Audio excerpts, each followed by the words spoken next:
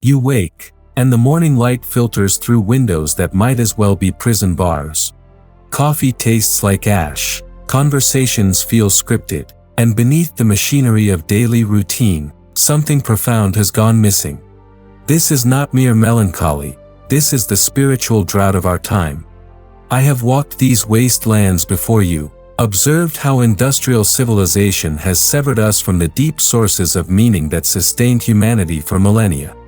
Yet within this very emptiness lies possibility. The fragments can be reassembled. The broken can be made whole. Through understanding the architecture of meaninglessness, we discover the blueprint for restoration. What appears as cultural decay may be the necessary prelude to renewal, if we possess the courage to see clearly and act with authentic purpose. Chapter 1: The Machinery of Emptiness. Modern emptiness is not accidental, it is systematically manufactured. Walk through any American city and observe the precise choreography of disconnection. Glass towers that hermetically seal workers from weather, from seasons, from the fundamental rhythms that once governed human consciousness. Electronic screens that promise connection while delivering isolation. Consumer culture that mistakes acquisition for fulfillment, reducing the human person to an economic unit whose value is measured solely by productive output and purchasing power. This is what I glimpsed in London's financial district decades ago, the walking dead, commuting across London Bridge with eyes fixed on nothing, souls hollowed by the repetitive meaninglessness of mechanical existence.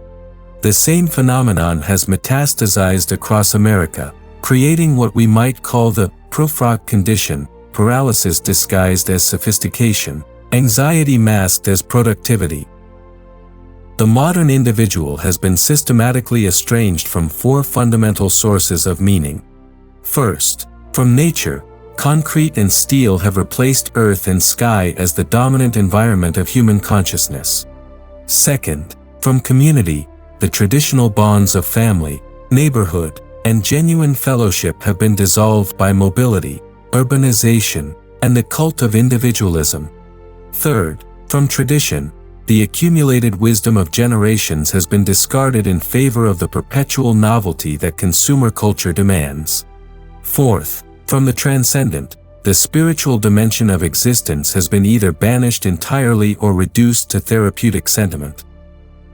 The result is a peculiar form of suffocation, material abundance coupled with spiritual starvation. People possess more objects than any generation in history yet report unprecedented levels of anxiety, depression, and existential meaninglessness. This is not coincidence. When human beings are systematically separated from the sources of genuine nourishment, emptiness becomes inevitable. Yet emptiness, properly understood, can be the beginning of wisdom.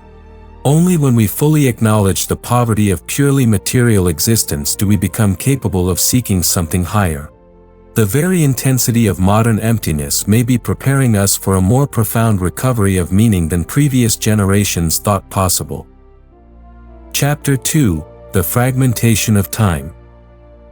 Time itself has been broken in our era, and with it, our capacity for coherent experience. Observe how the modern American lives, perpetually rushed yet accomplishing nothing of lasting significance, simultaneously overstimulated and profoundly bored, connected to global information streams yet ignorant of the rhythms of their own locality and season. This is not the natural time of human consciousness, the cyclical time of seasons, generations, and spiritual development. Instead, we inhabit mechanical time, the artificial urgency of deadlines, the compression of experience into quantifiable units, the tyranny of the schedule that treats all moments as equivalent and interchangeable. Sacred time, the moments when eternity intersects the temporal, when meaning crystallizes from the flux of experience, has been systematically eliminated. Consider the modern worker's day, awakened by electronic alarm rather than natural light, consuming breakfast while scrolling through global catastrophes, commuting in isolation while listening to manufactured entertainment, laboring at tasks whose ultimate purpose remains invisible, returning home too exhausted for genuine encounter with family or self, falling asleep to the blue glow of screens. This is time as pure quantity, divorced from quality, rhythm, or transcendent reference. The fragmentation extends beyond daily routine to life's larger patterns. Career trajectories that demand geographic mobility destroy the possibility of deep local belonging. The culture's obsession with youth prevents the natural progression through life stages, each of which possesses its own gifts and responsibilities. The acceleration of technological change ensures that accumulated wisdom becomes obsolete before it can be transmitted. Yet this very fragmentation contains the seeds of its own redemption. When linear time breaks down completely, we become available to what I call the intersection of the timeless with time, those moments when past, present, and future converge in a single instant of illumination. The fragments, properly arranged, can reveal patterns invisible to purely chronological thinking. The way forward requires what we might call contemplative resistance, the deliberate cultivation of attention that penetrates beyond the surface agitation of contemporary life to touch the deeper currents of meaning that persist beneath the chaos. Chapter 3: The Collapse of Language. Language, the very medium through which meaning is transmitted, has been systematically degraded in our time. Words that once carried the weight of centuries of human experience have been emptied of substance, reduced to mere instruments of manipulation or entertainment. This is not merely a cultural problem, it is a spiritual crisis of the first magnitude. Observe the contemporary American discourse, political language that conceals rather than reveals, advertising that exploits psychological vulnerability, social media communication that prioritizes speed over accuracy, academic jargon that obscures rather than illuminates. We have inherited a vast vocabulary of profound terms: love, truth, beauty, justice, sacred, yet these words have been so debased by casual usage and commercial exploitation that they no longer carry their full freight of meaning. This linguistic degradation creates what we might call semantic emptiness, the experience of speaking and hearing words that refer to nothing substantial. When language loses its connection to lived reality, communication becomes impossible even when conversation continues. People use the same words while meaning entirely different things, creating an illusion of understanding that masks profound disconnection. The crisis extends to our inner dialogue. Modern consciousness is flooded with verbal noise, the internal chatter of anxiety, the endless replay of media messages, the repetitive loops of worry and distraction. This mental static drowns out the subtle voice of genuine insight, the quiet wisdom that emerges only in silence and sustained attention. Professional discourse has become particularly corrupted. Business language reduces human relationships to leveraging synergies and optimizing deliverables. Therapeutic language transforms spiritual struggles into issues to be processed. Academic language creates artificial complexity that serves institutional rather than truth-seeking purposes. Each specialized vocabulary creates its own prison of limited perception. Yet language retains its redemptive power. Authentic poetry, language that connects word with reality, sound with meaning, human speech with cosmic rhythm, can restore our capacity for genuine communication. When words are used with precision and reverence, they become vessels for transmitting not merely information but wisdom, not merely concepts but living truth. The restoration begins with what I call linguistic mindfulness, paying attention to the weight and texture of words, speaking only when speech serves genuine purpose, listening for the silence between words where meaning often resides. This is not mere aesthetic refinement but spiritual discipline, recognizing that the word itself is sacred and that our participation in language connects us to the fundamental creative power of existence. Chapter 4: The Spiritual Drought. At the heart of modern emptiness lies a spiritual drought more severe than any material scarcity. America, despite its churches and its rhetoric of faith, has largely succumbed to what we might call practical atheism, living as though only the material dimension of existence possesses reality, relegating the transcendent to private sentiment or weekend observance while conducting the actual business of life according to purely secular assumptions. This spiritual aridity manifests in peculiar ways. Religious language persists but has been emptied of transformative power, reduced to emotional comfort or social identity rather than encounter with the living mystery of existence. The search for meaning has been privatized and sentimentalized, as though transcendence were a consumer choice rather than an objective reality that makes demands upon us. Traditional practices that once connected individuals to cosmic rhythms, prayer, fasting, pilgrimage, contemplation, have been either abandoned or transformed into therapeutic techniques designed to enhance personal performance rather than facilitate genuine surrender to what lies beyond the ego. The results are visible everywhere: the desperate pursuit of experiences that might fill the inner void, the proliferation of addictive behaviors that attempt to substitute intensity for depth, the chronic anxiety that accompanies life lived without reference to ultimate purpose. Modern Americans possess unprecedented freedom to construct their own meaning, yet this very freedom becomes a burden when exercised without wisdom or transcendent reference. Popular spirituality has largely adapted itself to consumer culture, promising quick transformation without demanding the patience and discipline that genuine spiritual development requires. The sacred has been domesticated, reduced to techniques for stress reduction or personal empowerment rather than recognized as the source of judgment and redemption that calls everything else into question. Yet this very drought may be preparing the ground for a more authentic spiritual renewal. When superficial remedies fail completely, when the pursuit of happiness through material means reaches its obvious limits, when the constructed self reveals its fundamental emptiness, consciousness becomes available to what has always been present but was previously obscured by lesser pursuits. The way forward requires what contemplative traditions call dark night of the soul, the willingness to remain present to emptiness without premature escape into distraction or false consolation.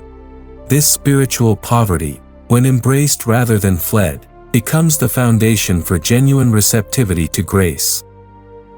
Authentic spirituality in our context cannot be a retreat from contemporary reality but must engage directly with the particular forms of meaninglessness that characterize our historical moment, discovering within them the hidden invitation to surrender to what transcends all human construction. Chapter 5: The Recovery of Attention. The first step toward meaningful existence in our fragmented age is the recovery of attention, the capacity to be fully present to what is actually occurring rather than lost in the mental commentary that modern life generates.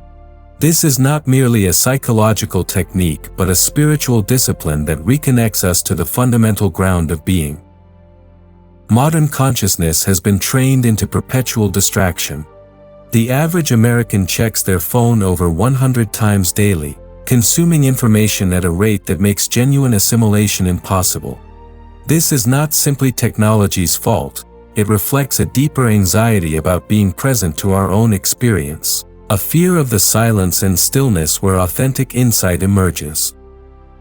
True attention requires what we might call contemplative resistance, the deliberate choice to withdraw from the acceleration of contemporary life in order to engage more deeply with what actually matters.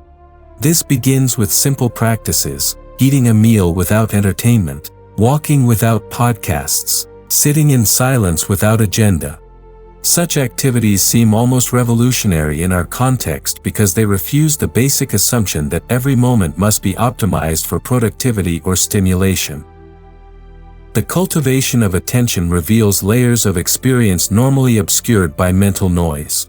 Beneath the surface agitation of worry and desire, beneath the endless stream of plans and memories, lies what contemplatives call the peace that passeth understanding, not the absence of difficulty but the presence of a deeper stability that remains undisturbed by external circumstances.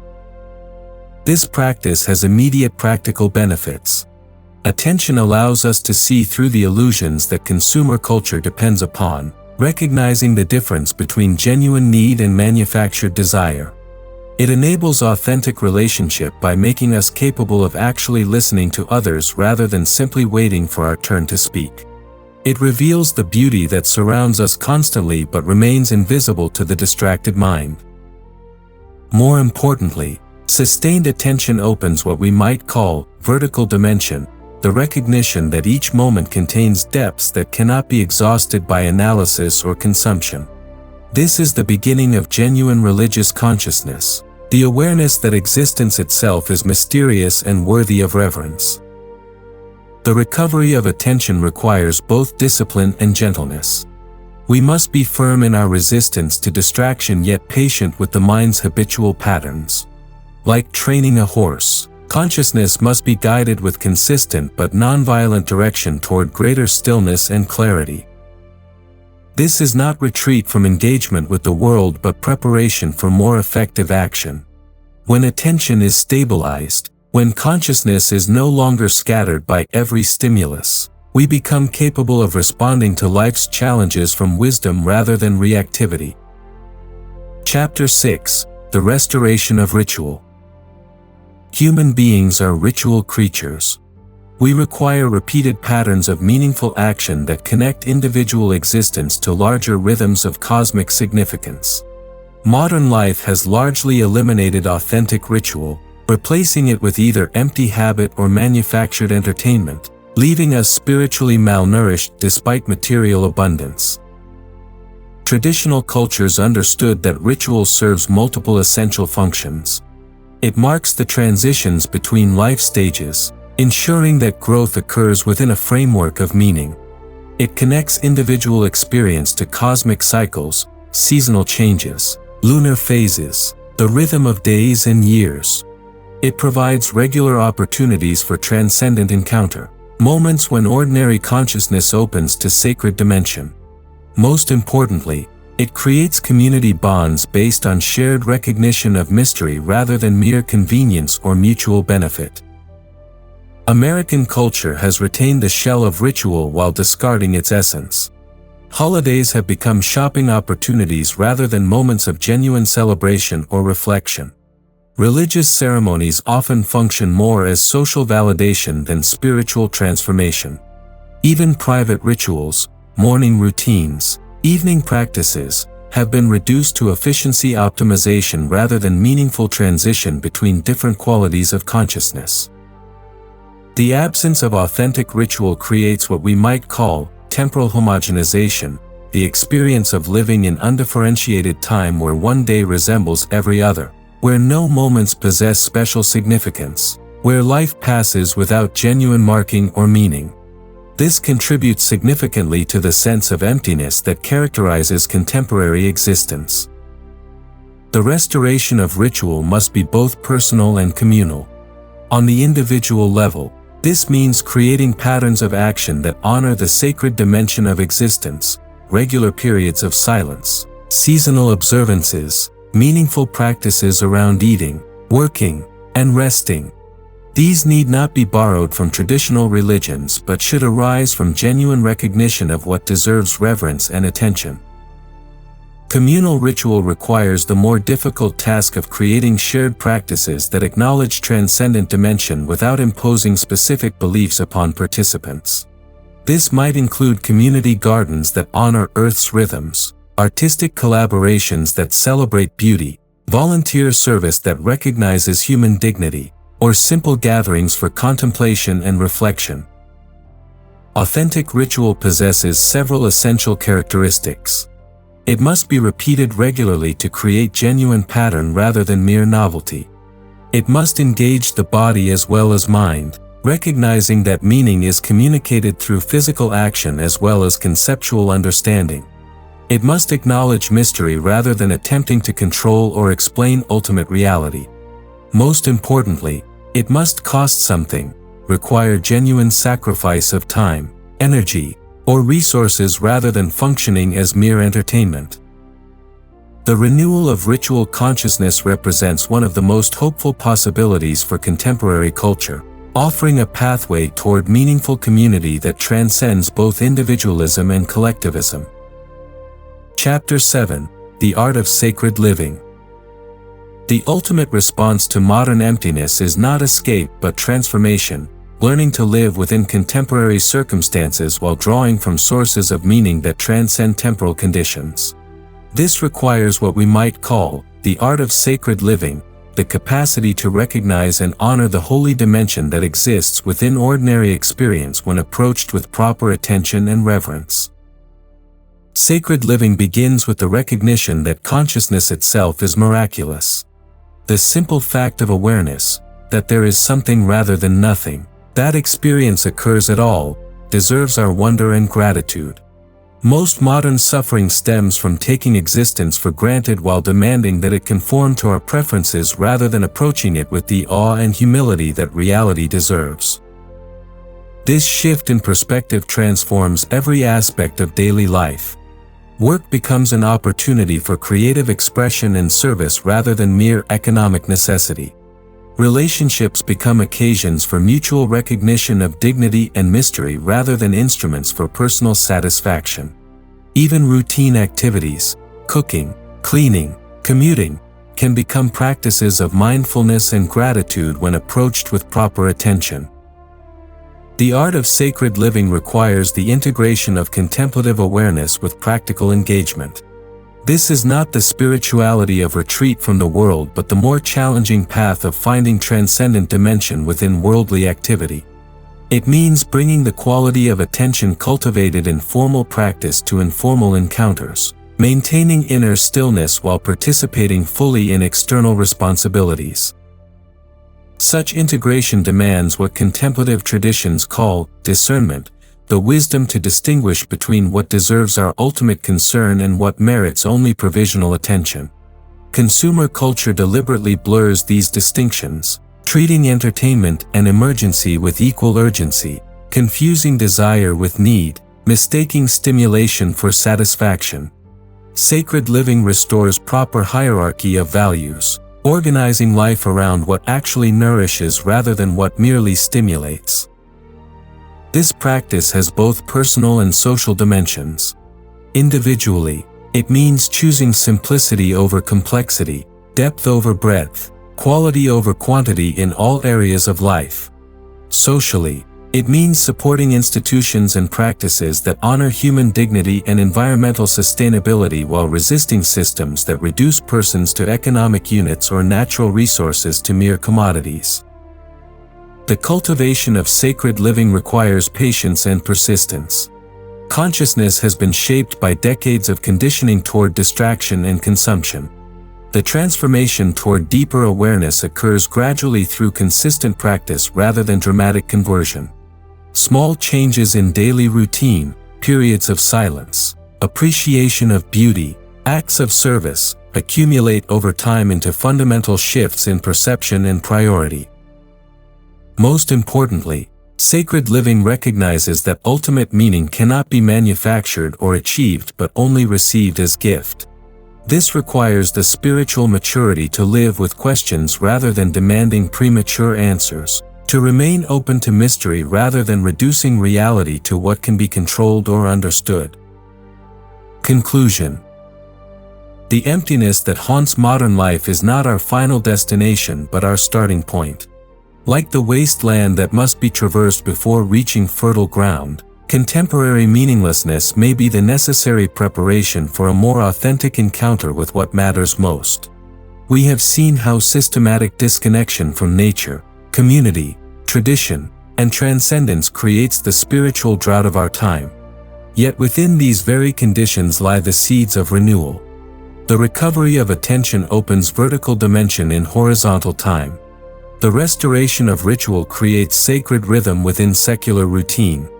The art of sacred living transforms ordinary experience into extraordinary opportunity for wisdom and service.